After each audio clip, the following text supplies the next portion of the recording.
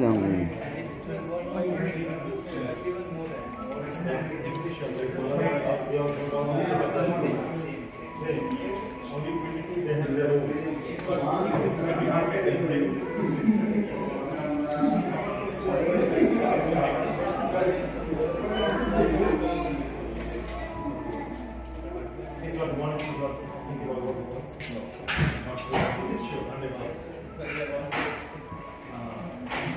Oo, ang gaganda ng mga rings. Pili kayo. Oh, ganda. Ang cute. Kaya lang, mahal na ng gold ngayon.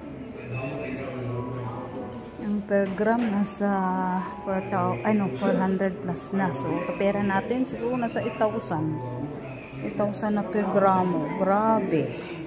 Ang ano na, dollar na. Kaya maganda mag-invest ng ano talaga, gold. Gusto naman ng banggel. Ayan o, banggel guys. Kaya natin na kung marin mo natin diba? Gusto mo yan? Ba, Diyos ko, di matabang ang presyo. Grabe kayo guys. Ako, huh? Ay, Diyos ko Lord. Grabe. So, ayan. Grabe talaga, no? Kung mayroon kang ganyan, ang mahal. Grabe. Bangles naman yan. Yan, no?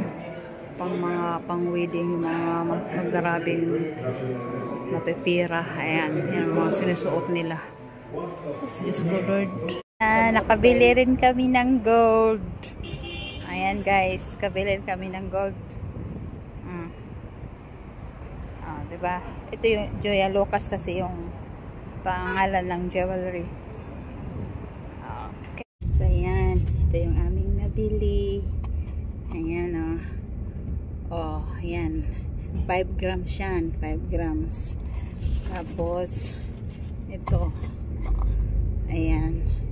18K lang to, pero magpagka ang price 1,400 real kasi nga ang ano na, ang taas na ng gramo talaga ngayon ng ano, ng jewelry. Ayan. Ito ano to, 3,000 mahigit real. 22K naman siya. Oh, 'di ba? Yan lang, flex ko lang. Bye.